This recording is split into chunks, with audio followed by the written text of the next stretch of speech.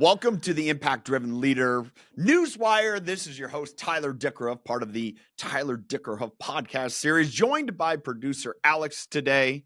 Do you like it when I say producer Alex? Does that work? Is that good? Producer Alex is cool with me, man. Yeah. Today is a big day. If you can't see it, my Buckeyes are in the national championship after absolutely laying an egg against our foes from the north. Is that bigger than Trump coming into presidency? Yeah. That's why I led with it. Let's be honest.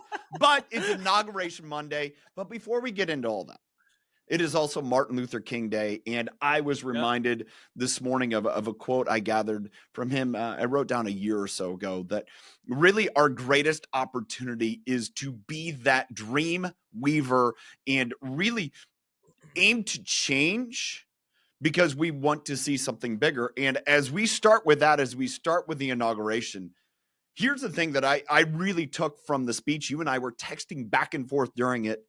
Yeah. Trump called it for what it is, where we're at today. And many, of the news articles are just attacking him for, pointing out the decline in the U.S. I look at that as he was very realistic about this is where we're at today. And this is what we're going to do to be different. Today, we're going to talk about his first 100 days, stepping back into office, a lot of the things that he discussed during his roughly hour-long, 50-minute-long speech. So what do you want to start off with, Alex? Drill, baby, drill. I mean, that was like point number 2 was drill, baby, drill. Right before that, I mean, to me, this is kind of in order of not necessarily what he thought was important, but just, attacking things as it was. And as I have here in my notes, the first one was he is going to announce a national emergency in regard to the southern border. And I love this terminology because it is what it is. Yeah. He said, we're no longer going to have the catch and release program. And if for those of you that have ever gone fishing, there are certain areas where you can catch fish, but you have to release them, put them back into their native environment. And he essentially pointed out that's what's happened along the southern border. Is we'll catch you and then we just let you go and go right back to whatever you were doing. Which is, this whole ideology has been part of his campaign through and through, through the last year or so. And he's sticking to it, which is great. I mean, he's a guy who's going to say, this is what I'm going to do. And he actually follows through with that. So that was a top. And I'm interested to see, I think he said like something 100 executive orders are going to be implemented within the first weeks, if not days. I know that, I didn't catch the number, but he said, these are the things we're going to attack. So the first one was the border. The second one was an energy emergency. Yeah. And it was drill, baby, drill. Let's get back to it. I think I shared with you, I just saw this interview, Mike Johnson, the former Speaker of the House. And he was talking about how, we stopped exporting liquefied natural gas, right? And he talked about one of the largest ports of export is in his state, Louisiana. Mm-hmm. And he happened to have a conversation. This, interview I saw, I don't think it was deep fake AI, but it may have been. Okay. I'd have to fact check and see if this really happened. But he was talking about, he had an opportunity to sit down with President Biden and said, hey, why did you do that? And he goes, I didn't do that.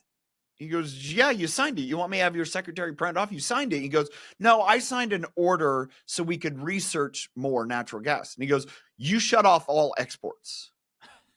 He doesn't know what he did. I mean, but you know what he did do? Yeah. What President Biden, dementia. I mean, it's sad, unfortunate. The guy is going through early stage dementia, in my opinion. And it's sad to see that happen and unfold. I think we were lied to a lot of it throughout the last 4 years of his mental state, and he doesn't remember it.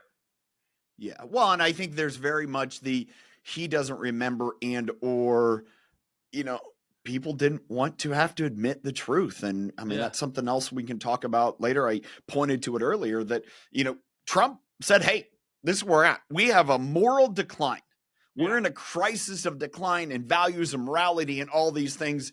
And if I do nothing else, this is what I gathered from, if I do nothing else, I'm going to draw the line in the sand that I'm not going to, on my watch, let it go backwards anymore. Yeah. So we talked about the southern border, the energy emergency, and then the other one that he campaigned on. And this was the third point out of his speech was, I am going to create a new service. Yeah. The external revenue service where I'm going to tax and tariff. And this is what was interesting. He actually pointed back to a previous president. Yes. President McKinley, who he weaved into his story more and more, back into his story about the importance of, at that point in time, roughly over 100 years ago, where he had a, like a revenue structure of taxes and tariffs on other nations that brought their products into the U.S. Correct. As a revenue opportunity for the U.S. And he goes, I am bringing that back. Well, because he's a businessman, right? And he probably thinks in those terms. He does think in those terms. And if you were to look at the debt and balance sheet of the United States, if it were ran like a business, I mean, holy shit, how is this company still operational? Well, there's a lot of people that say it's not a business, Alex. Okay. Yeah. Yeah. But here's where my conversation goes there. Yep. It's not a business. And I can appreciate that, some of it. But, even if you're not a business, businesses have a drive and desire to maximize profit. Okay. Mm-hmm. That's businesses. The government should not look to maximize profit, but I don't think they should aim to maximize losses. And that's the great complication. Is, how money's being spent. You can't chastise it for say, hey, let's run it like a business because you don't think we should maximize profits. Well, but here's the problem. You continue to go back to the piggy bank for more and more and more. It's like the person right now who has an unlimited limit on their credit card and is just saying, hey, it's all free money. Let's go buy. Yeah. It doesn't work. And if we run out, we'll just print some more. Yeah. We'll just go get a new credit card. What do you do when your credit card's maxed out? I just go get a new credit card. They just keep giving me money. I got 2 black cards. Yeah. All right. So tongue in cheek, those are the things. Look, let's just kind of focus a little bit on those three. Where do you, from a temperate point of view of either this nation, how do you think these are going to sit? I mean, these are going to sit in what do you mean? How they're going to sit with the people of this country? Yeah. Do you think that we're going to see bipartisan agreement? Do you think we're going to see pushback here? Like, how do you think this goes? No, I think, the people voted the most. Like he had mentioned in his speech, 7 swing states turned red. The popular vote went to him. And I think a lot of people are in agreement. Obviously, you're going to have, a good amount that don't agree. And I think he mentioned this, we're in I wrote this one down. We are in a golden age, and this is Liberation Day. Okay. And let's see what happens. I mean, you can tell, he can only say so much. Let's see it go into an effect, and how it affects the economy and people's wallets and bank accounts. I think that's when we'll really know, right? I think people support him now, and they're going to agree with a lot that he wants to do. Things that I highlighted and mentioned that I thought were really interesting was freedom of speech. He had mentioned restoring freedom of speech to Americans that have maybe differentiating opinions, but respecting those. And I wanted to, speaking of that, I wanted to bring this up to you. There was a tweet from Elon Musk. Okay. And so it's very interesting that you bring up Elon. Please go. Okay. Yes. So it's in the lane of Trump's speech and kind of this new era, right? Of being able to have opinions and thoughts, and also holding people accountable that sit in those positions of government. And Elon tweeted, "Those who break the law will be arrested, and that includes mayors."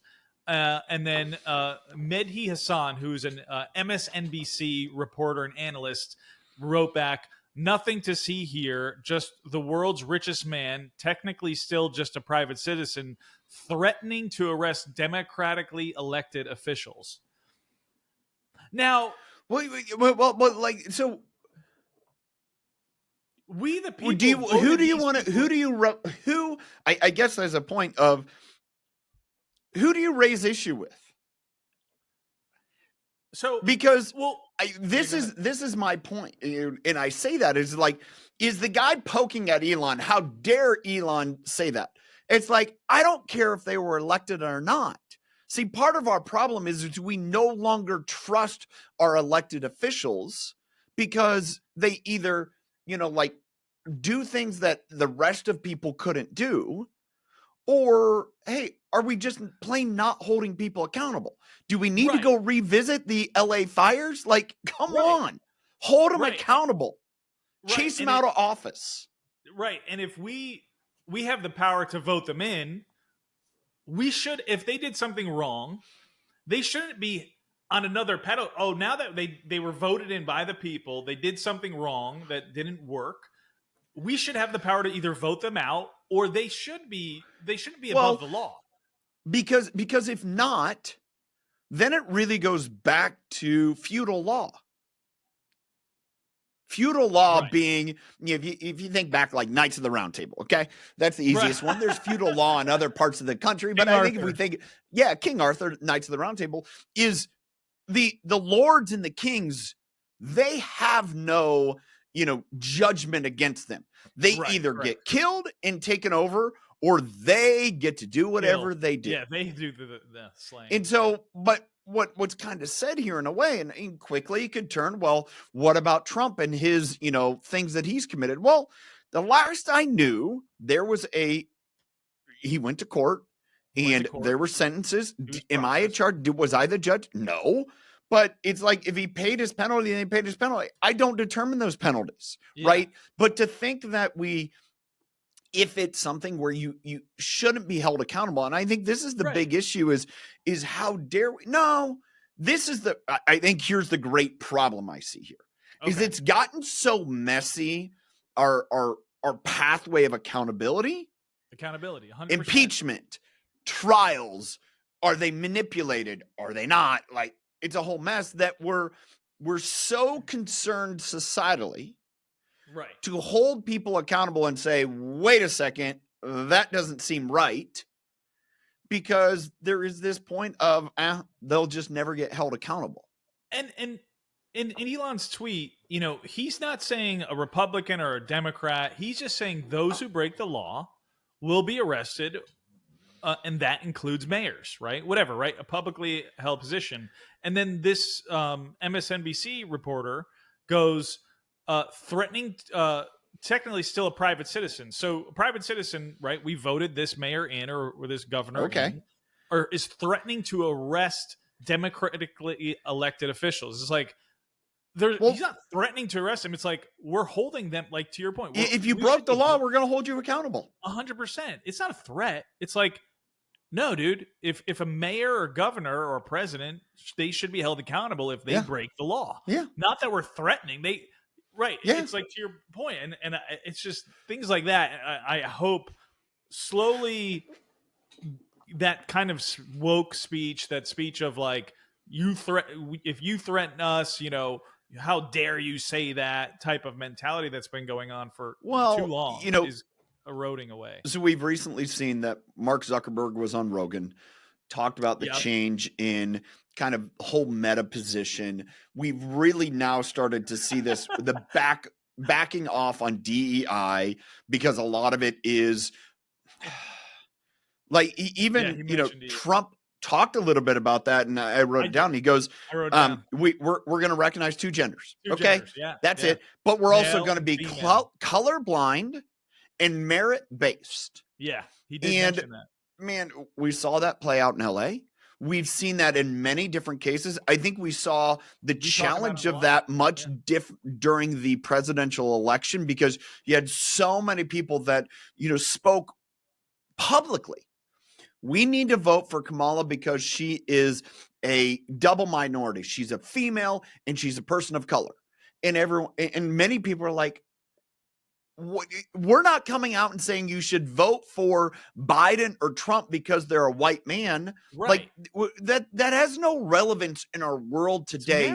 So why do we insist on making that a mark? Because if we're really driving for equality and not the recognition of one race over another and, a superiority, then end the conversation.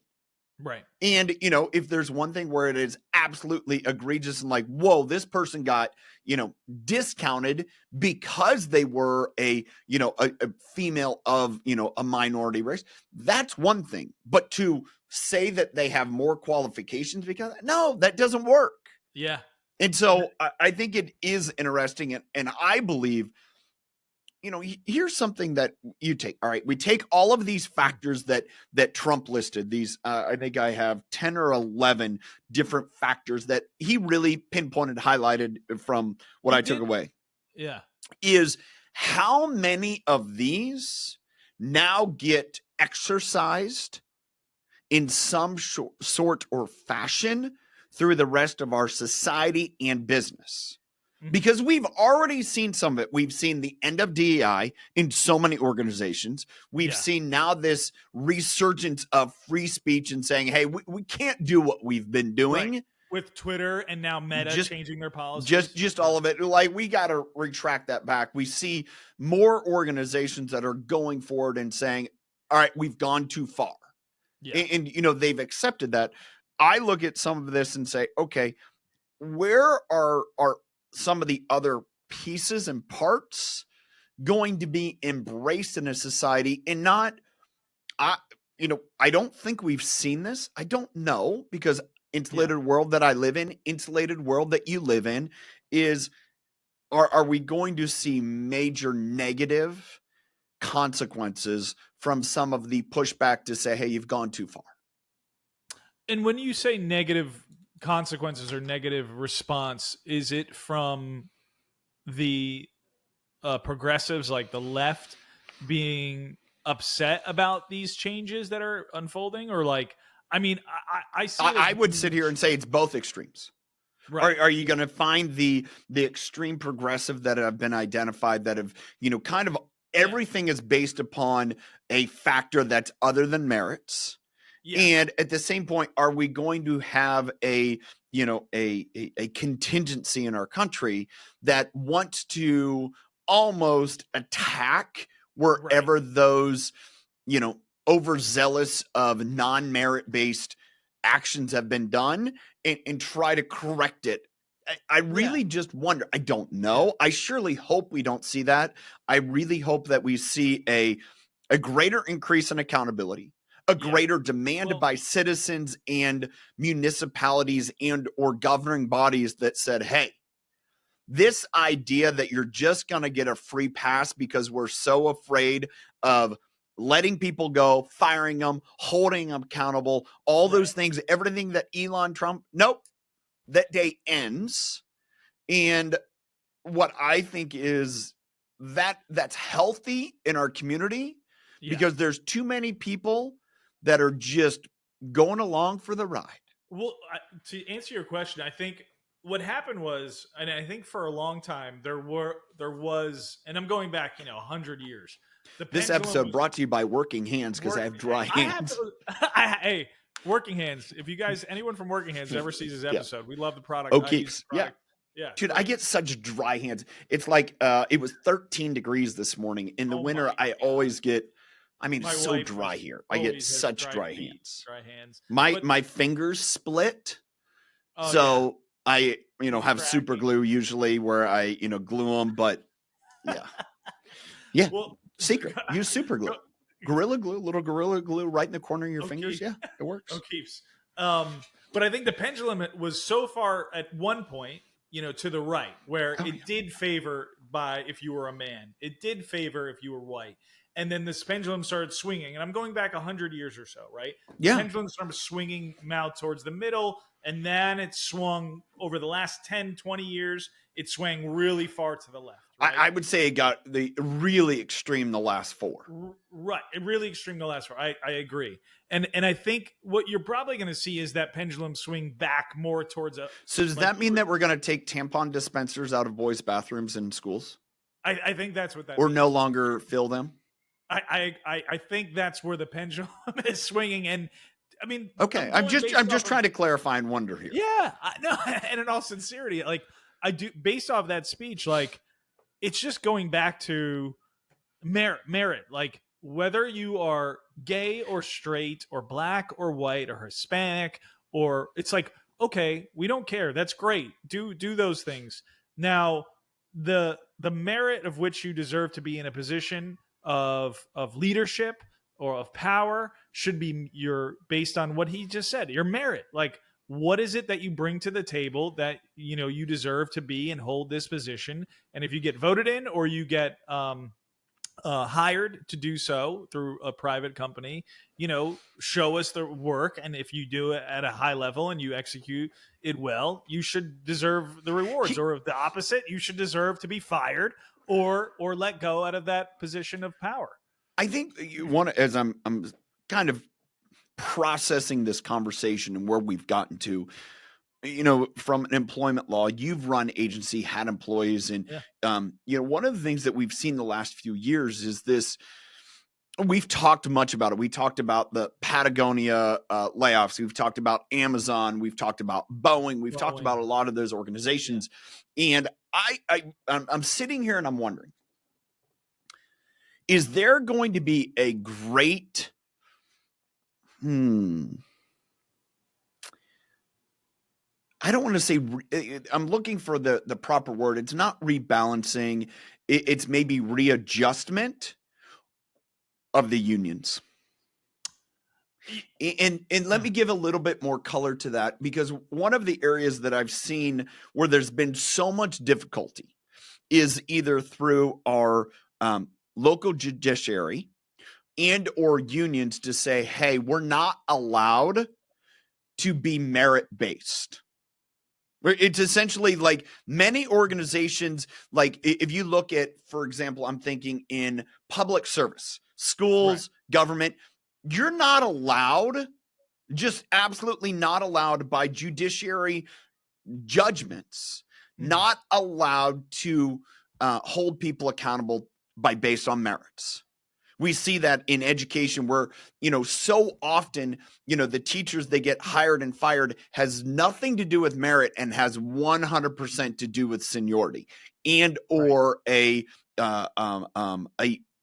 DEI quotient. Right. In other words, if you are a person of, you know, a minority, whatever that is, it's female, you know, race, however that may be, then you have a pass. And if you're not one of those, well, then you're probably going to get let go, because our union needs to uphold this directive. And or there's also this seniority base is we will let, you know, those with lower tenure go, because we need to keep the ones with tenure there, because it's all seniority based. It has nothing to do with merit. And I've seen this in school districts. I've seen this in businesses. If we go back almost 10, 15 years, we saw a lot of cities go bankrupt because of this policy, and they could no longer pay out all the pensions. Yeah. And so I just really wonder if we're going to see in the next 6, 12, 18, 24 months, where we're going to see a lot of these organizations that all of a sudden, hey, it's merit-based. You don't do the job, you're out. I don't care if you've been here 25 years. And or does that really put people on notice? So I think that the smart businesses and states will do that.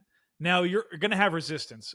You're going to have resistance in. So it's not going to happen in Washington. If that's what you're saying, it's not going to happen in California. It's not going to happen in Oregon. Resistance. Yeah, I think there's going to be resistance. But to what, alluding to what you said, like you're going to have fallout, right? Your Californians, LA people from these wildfires are pissed off. I have friends that lost their homes, and you know, there's a lot of blame going around, and no one's taking accountability, and people are pissed.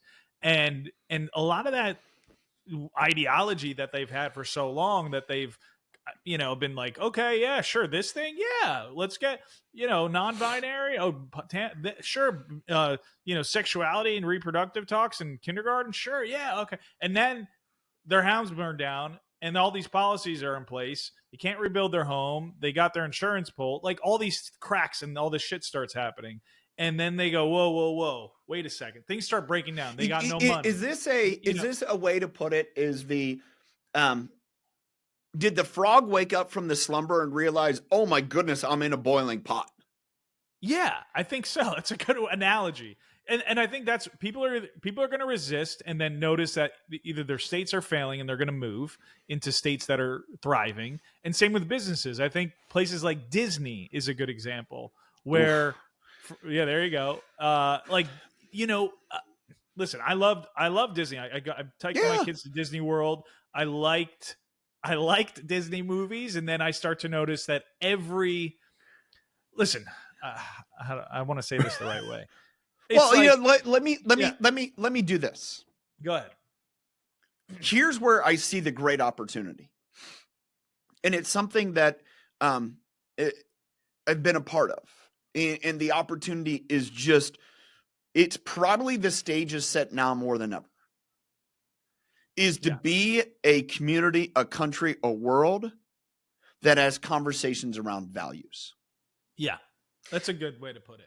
And I think what has happened in Trump mentioned it, and having to work with an individual who has been asked now, I think, to help actively involved in, I think, close to 20 nations. I can get the exact number pretty quick, but 20 nations that are in the world that are saying, we want to transform from being a broken model of leadership and organization to be one that has a firm foundation. Nothing based on faith, actually, across many different faith alignments, but saying we are people that value people. How do we elicit that in our society? Right. And being involved in a support of an organization that does that globally and has seen tremendous impact. And for that to be part of the solution that I think really we need communities, we need schools, we need organizations that are saying, hey, what are our values? And instead of just putting it up on the wall, I wrote about this in my newsletter last week, is instead of putting it up on the wall, let's actually live it and have a conversation. Hey, Alex, what does integrity mean to you? What does responsibility mean to you? And we don't have to agree, but if we can have that conversation, and the sooner we do, then all of a sudden, now I can appreciate the person that wants to have their identity freedom. Go for you. Right. But at the same point, I want to be able to have my belief in identity freedoms. And if we both value each other, then that's okay. Right. And unfortunately, the way that the pendulum has swung is saying the only way for a person to be valued is if you embrace their different lifestyle. How is that? And so that's why I come back to all of this is, are we having almost a great revitalization, a great does it start with re? Yeah, I mean it's like a reemergence or a reinvigoration. Yeah, it's this anyways, the word will come to me and I'll get it. It's mine, right? But I think that is I believe this change in this embrace of values, and we're going to see more and more. And a lot of that, a lot of the embrace and values starts from leadership and saying it's important. How are we going to discuss it? Yeah, I agree with you. And I do think you're going to see this resistance movement, of businesses and states and leadership that will resist. And at some point, my guess is it will break. There will be a breakdown, whether it is purely revenue based, because that's not what the people want anymore. That's not the direction the country's going in. Or people will move and take their jobs and their businesses elsewhere because it's not working. And those things will break. I think that might happen. It really depends on the decisions that leadership within these entities decide to do.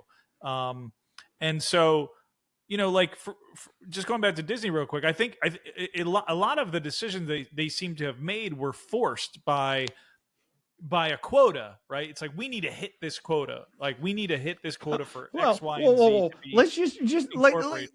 it's a classic this. Yeah. And it's so funny. One, we're almost Super Bowl time. But what happened a couple years ago? Why is Bud Light like the butt of jokes still in every TV show? Right. Because you had one person that drove a narrative and said, man, our company will be, we'll get more customers if we go after this group. But they didn't comprehend the fact that, if we go after a different group, it's your choice. You're fine. We're going to totally alienate 98% of our customers. Right. That happened Disney. That happened in a lot of that happened in LA, I believe. Yeah. That happened in all these organizations that somebody said, oh, this is what we can do to be more utopic, is we can be like this.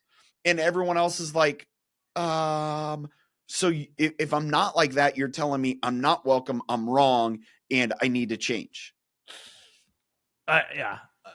It's gonna be interesting. I'm excited to see a lot of people in leadership roles in this new regime take responsibility for what has been done to this country, and hopefully make some changes that positively enhance American citizens' lives. Right, law and order, he mentioned a bunch of times. Yeah, well, I think there's a part of that. And I was listening to the great social commentarian, Dave Chappelle.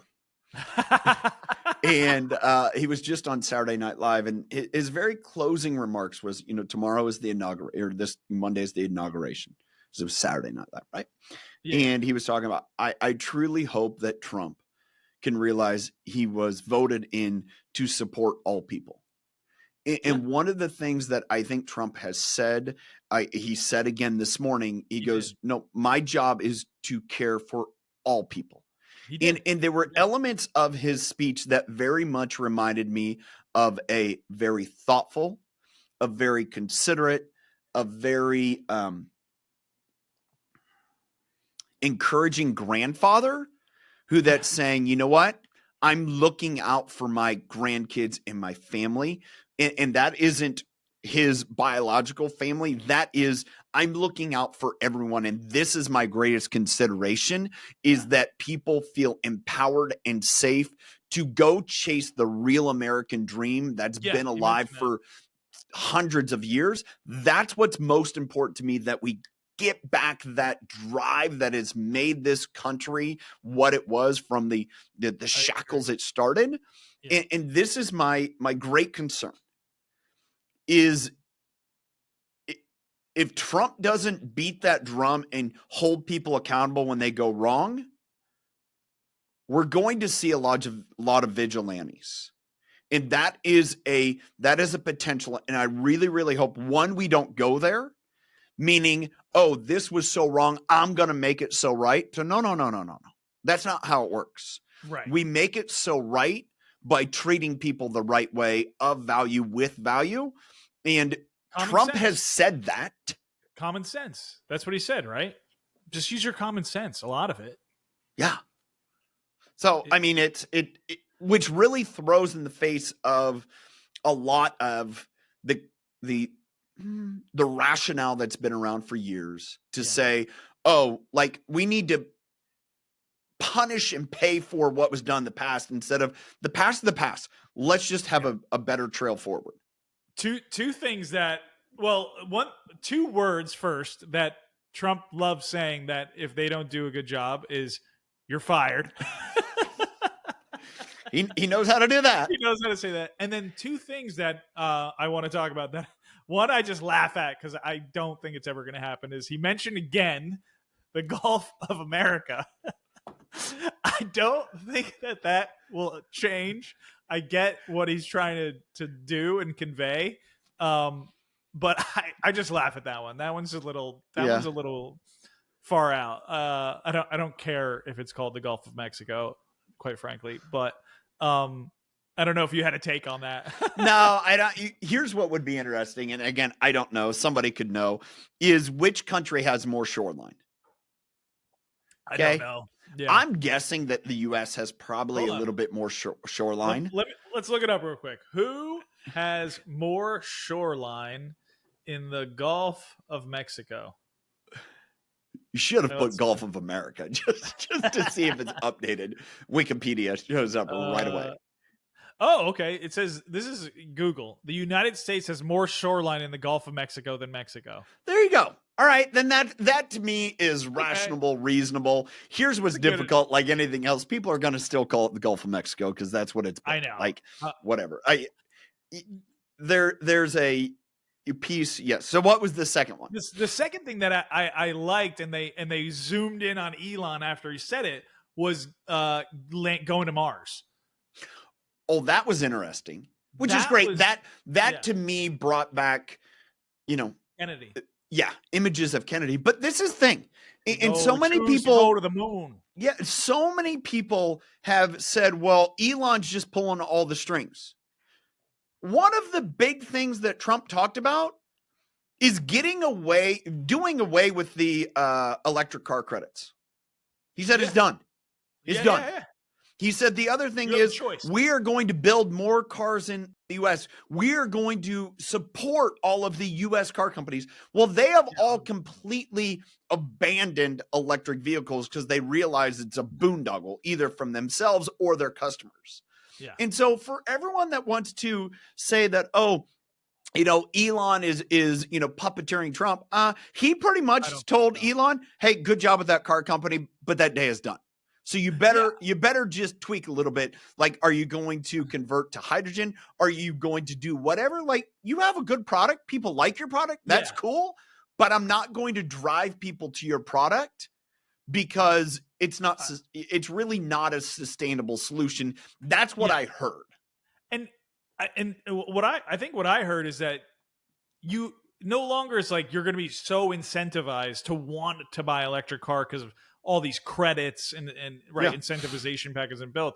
It's like, no, now you have a choice, right? If you want a hybrid, if you want electric, you want a gas powered, no more like the narrative for so long is like, this car and vehicle is so bad for the environment, you need to buy, and I'm going to incentivize you to buy this. Yeah. And I think Elon would agree in a lot of ways. Is like, cool, make it a competitive market. Yeah, I'll compete. I'll still beat them, right? Yeah.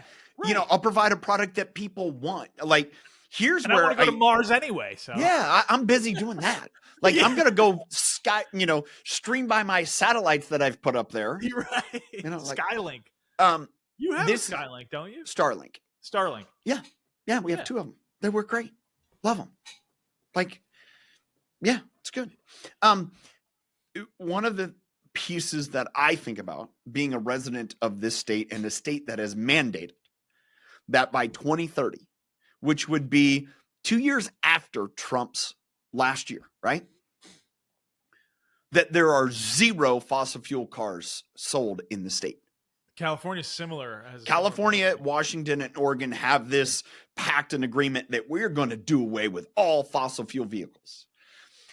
I wonder, how much pressure are they going to see federally saying, no, you got to get rid of that or you're not going to see federal dollars?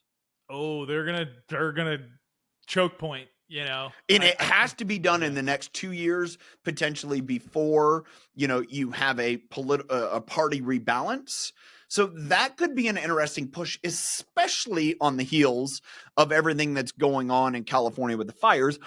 But this also points to a conversation that we just had with a future podcast guest about this whole environment, about energy, and that really we need more players and not fewer.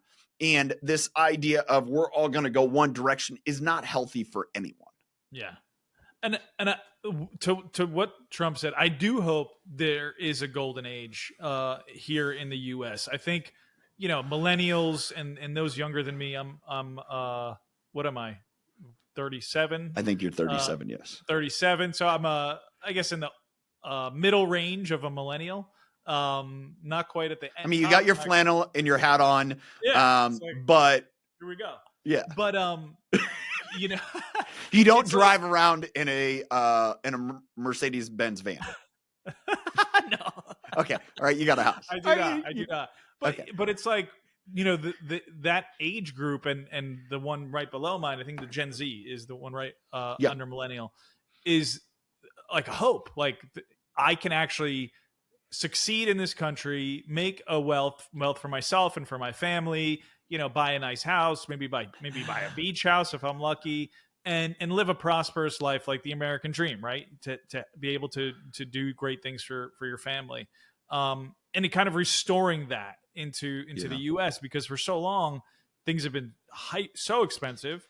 Housing is expensive, and I'm interested to see what kind of changes start to unfold here over the next I mean, Trump talked a bit about that, this kind of rebalancing of the economy and economics. And inflation, here's the reality is you can't fix inflation without driving prices down. Driving prices down could potentially lower people's profits, or what I would say is reallocate funds. We're going to see a fund reallocation. It has to be. Because in order to revalue the dollar to kind of cut some of these expenses, then it has to be that. And what I wonder, and we haven't even talked about this, is the great TikTok dark out for 13 hours. And you know what? That really is either going to drive. Does that continue? What happens there? Right now, they're on kind of living on borrowed time. Yeah. I mean, I don't know if we've seen officially. There's speculation there. And here's what's classic Trump, right? Oh, okay. I want to, China is our enemy. He talked about that. The Panama Canal, big deal. Yeah. They're controlling it. No, we're taking that back. Watch out. We're coming back. That's ours. We paid for it with blood, sweat, tears, money. We're coming back. But then really it's this idea of like, how does a great negotiator negotiate? I'm going to take it away. Oh, I took it away. No, all right. Let's work on this. Let's work on this. And now they understood, oh, that's the risk that it could go dark. We better come in line. But I think it's also very much an indicator for so many people that have been myopic and like, my world will never change. I got the tiger by the tail. It's like, no. No, go. I was going to mention the one thing that he didn't mention, and maybe I didn't. My son came into the room a couple times, but the tax cuts. The Trump. I didn't hear anything about taxes. Yeah, Nothing. I didn't hear anything about taxes. Whether Trump tax cuts will be, because there's been a lot of rumors going around of like they're going to remain intact, or actually they're going to be further cuts to our tax. I look, if anything, and this could be the external revenue service, that tax and tariff rebalance thing, is Trump will do anything to incentivize growth in business, and that means a reduction in regulations and taxes that just make the red tape difficult. Do you know if it was true if like the IRS is going to be going through a rehaul? I remember. I mean, we talk about rehauls. I hope there's one rehaul for overhaul for everyone. Yeah. And hopefully Vivek and Elon can really drive this. Is they need an extreme and major technological overhaul, because you talk to anyone that's worked with any type of government agency anyway, like it's horrendous. But I want to end up with one thing. Go ahead. I stayed all the way, not to the end. I cut out right when the pastors were going to do their benediction. And so I listened to Carrie Underwood sing America the Beautiful. And this is what was amazing. There's a technical difficulty. I don't know if you were still there. I was. And there was like a minute or so of like dead air. Like they started to play the instrumental, but then it didn't work. Yeah. And so you're just kind of sitting there. And I was like, all right, Trump, come back in. And he was, they showed him and he was just very taking all the moment in. And Carrie's just kind of like, all right, you guys getting it? And then right when it was getting awkward and you're like, somebody needs to do something. And Carrie says this, you guys know the words. And she sings a cappella. Yeah. And the entire audience, begrudgingly some of them, because at first they're kind of like, this is awkward. And then all of a sudden they all started to sing. Yeah. Yeah. If that isn't a magical moment to really be because everyone knows this, if the instrumentals, the music's playing, you don't really know if anyone else is. Yeah, you can't hear anyone else. Right? But you look and as sitting right behind Carrie was Hillary Clinton. And Hillary Clinton was belting it out like my mom does the national anthem at every sports game, my kids. She is the only one singing and full on singing, and my mom does it, right? And it's just, I think that will be a moment of mark, because in that moment, people stopped and realized, all right, we got to quit putting on a show and let's just do it from the heart. And who better than Carrie, who's kind of like, Taylor's one thing, Carrie's the national sweetheart today. Yeah, for sure. And it's just kind of like, all right. And she's got the chops to do that a cappella. Yeah. Nailed it. It's great. Yeah, that was cool. That was a cool moment. That was a great moment. Anything else to finish on today, Alex? No, I mean, we choose to go to Mars. That's it. Yeah. All right. Giddy up. That's a long flight. That's a little longer than going to Dubai. We're going to have aliens. Is that the next thing? Are we going to be talking about aliens next? I mean, Area 51, here we come. Let's do it. Well, they have an interest in cows, don't they? I don't know about that. I don't know. Cow mutilation. But thank you for watching today. Thank you for being a part of this. If you're watching on YouTube, remember to hit the subscribe button. Click the bell so that way you get notified for each new video that we drop. Until next time, choose to lead with impact.